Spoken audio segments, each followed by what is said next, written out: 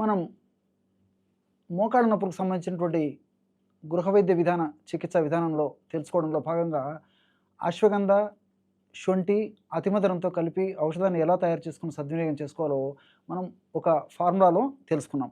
ఈ ఫార్ములాలో మరొక కొత్త విధానాన్ని, ఔషధ విధానాన్ని తయారు చేసుకొని తెలుసుకోబోతున్నాం. ఈ యొక్క ఫార్ములా తయారీకి కావాల్సినటువంటి పదార్థాలు మూడే 3. ఆ 3 పదార్థాలు బాగా గమనించండి, నోట్ చేసుకోండి. ఈ 3 పదార్థాల్లో ఇంచుమించు ఈ 3 పదార్థాలు కూడా మీకు తెలిసినటువంటివే. ఔషధాల శక్తి అపారంగా ఉంటుంది. అదేవిధంగా అన్నీ మనకు సైడ్ బెనిఫిట్స్ ఉంటాయి. ఎలాంటి సైడ్ ఎఫెక్ట్స్ ఉండవు. సామాన్య మానవుడి నుంచి సంపన్నుల వరకు కూడా అందరికీ ఉపయోగపడేటువంటి దివ్యమైనటువంటి ఔషధ యోగం ఇప్పుడు మనం చెప్పుకోబోయేటువంటి మోకాళ్ళ నొప్పులు తగ్గించేటువంటి యోగం కూడా. ఈ యొక్క ఔషధ తయారీకి కావాల్సిన పదార్థాలు చెప్పాను కదా! ఈ 3 పదార్థాల్లో మొట్టమొదటి పదార్థము ఓమము.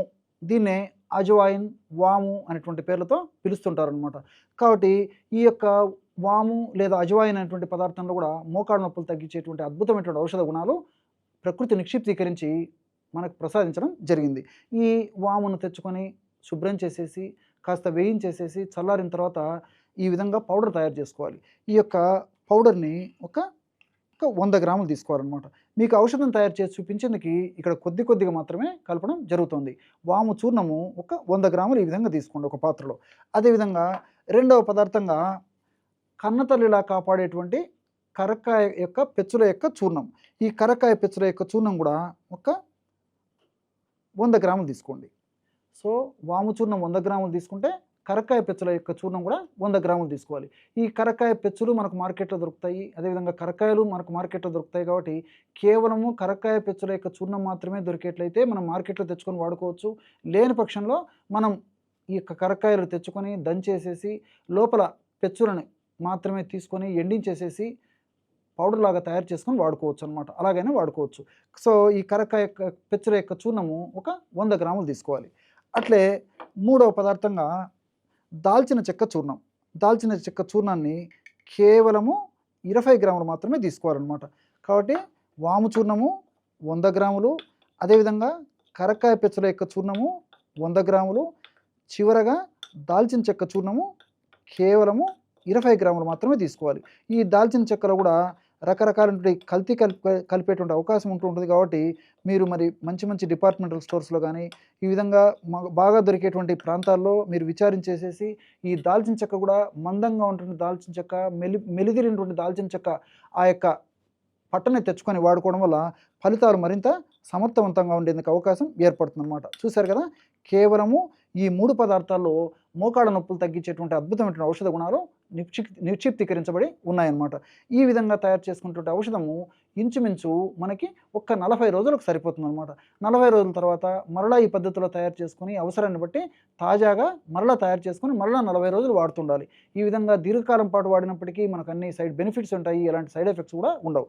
ఈ విధంగా తయారు చేసుకున్నటువంటి ఔషధాన్ని ఒక గాజు సీసాలో నిల్వ ఉంచుకొని రోజు ఉదయం ఆహారానికి ఒక అరగంట ముందు, అదేవిధంగా రాత్రిపూట ఆహారానికి ఒక అరగంట ముందు ఈ యొక్క ఔషధాన్ని వాడుకోవాలి. ఎలాగంటే ఒక అర టీ స్పూన్ అంటే ఇంచుమించు 2.5 గ్రాము ఈ యొక్క చూర్ణాన్ని ఒక చిన్న ప్లేట్‌లో ఈ విధంగా తీసుకోవాలన్నమాట. ఒక అర టీ స్పూను మనం తయారు చేసి పెట్టుకున్నటువంటి చూర్ణం ఏదైతే ఉందో, మనం తయారు చేసి పెట్టుకున్నటువంటి చూర్ణంలో ఒక అర టీ స్పూన్ చూర్ణంలో తగినంత స్వచ్ఛమైనటువంటి తేనె కలిపేసేయాలన్నమాట. మరి షుగర్ వ్యాధిగ్రస్తులు నుండి మరి వెయిట్ ఎక్కువ ఉన్నటువంటి వాళ్ళకి అయితే తేనె కాకుండా కేవలము ఈ చూర్ణాన్ని నీళ్ళతో కలిపి తీసుకోవచ్చనమాట. మరి ఈ తేనె వాడదగినటువంటి వాళ్ళందరూ కూడా తేనెతో వాడుకోవడం మంచిదనమాట. అలా వాడకూడనటువంటి వాళ్ళైతే నీళ్ళతో వాడితే సరిపోతుంది. ఈ విధంగా ఈ 3 పదార్థాలు కలిపి తయారు చేసుకున్నటువంటి చూర్ణాన్ని ఒక అర టీ స్పూన్ తీసుకున్నాము. అంటే 2.5 గ్రాము.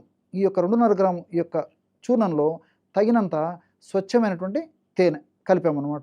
ఈ విధంగా స్వచ్ఛమైనటువంటి తేనె కలపడం వల్ల బ్రహ్మాండమైనటువంటి తినదగినటువంటి ఔషధం తయారైపోతుందన్నమాట. చూశారు కదా!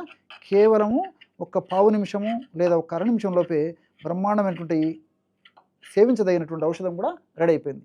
ఈ విధంగా తయారు చేసుకున్నటువంటి ఔషధాన్ని చప్పరించేసేసి మింగేసేయాలన్నమాట.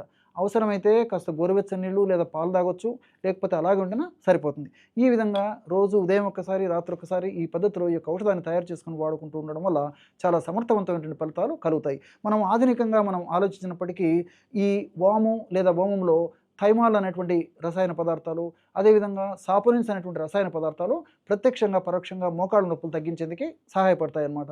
అదేవిధంగా కరక్కాయలో ఉన్నటువంటి అరమినో గెలాక్టాన్స్ అనేటువంటి రసాయన పదార్థాలు కూడా మంచి యాంటీ ఇన్ఫ్లమేటరీ ఏజెంట్గా పనిచేసి ప్రత్యక్షంగా, పరోక్షంగా ఈ మోకాళ్ళ నొప్పులు తగ్గేందుకు సహకరిస్తాయి. మూడవ పదార్థంగా దాల్చిన చెక్క. దాల్చిన చెక్కలో సినమాల్డిహైడు ఇలాంటి పదార్థాలు కూడా మరి ఈ మోకాళ్ళ నొప్పులు తగ్గేందుకు సహకరిస్తాయి. అసలు మోకాళ్ళ భాగంలో నొప్పి అనేటువంటి పరిస్థితి ఏర్పడినప్పుడు ఆ యొక్క భాగంలో ఇన్ఫ్లమేషన్ అనేటువంటి ప్రక్రియ జరుగుతూ ఉంటుందన్నమాట.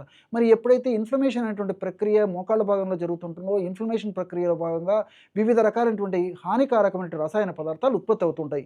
అంటే టీఎన్ఎఫ్ ఆల్ఫా, అదేవిధంగా సైటోకైన్సు, ప్రోస్టాగ్లాండిన్స్ ఇలాంటి అనేక రకాలైనటువంటి రసాయన పదార్థాలు హానికారకంగా ఉత్పత్తి అయ్యేటువంటి పరిస్థితి ఏర్పడి ఆ హానికారకమైన రసాయన పదార్థాల ఉత్పత్తి యొక్క ప్రభావం చేతనే మోకాళ్ళ భాగంలో నొప్పి, పోటు, సలుపు, బాధ, అసౌకర్యము, మంట ఇలాంటి అనేక రకాలైన లక్షణాలు కూడా కలుగుతుంటాయి అన్నమాట. మరి ఈ 3 పదార్థాలు కలిపి మనం ఈ విధంగా ఔషధంగా వాడుకుంటూ ఉండడం వల్ల మోకాళ్ళ భాగంలో ఇన్ఫ్లమేషన్ అనేటువంటి ప్రక్రియ తగ్గిపోతుంది. ఎప్పుడైతే ఇన్ఫ్లమేషన్ ప్రక్రియ తగ్గిపోతుందో ఇన్ఫ్లమేషన్ వల్ల ఏర్పడేటువంటి హానికారకమైన పదార్థాల ఉత్పత్తి తగ్గిపోతుంది. ఎప్పుడైతే ఆ యొక్క పదార్థాల ఉత్పత్తి తగ్గిపోతుందో ఆ పదార్థాల యొక్క నిర్వీర్యత కూడా జరిగిపోతుంది.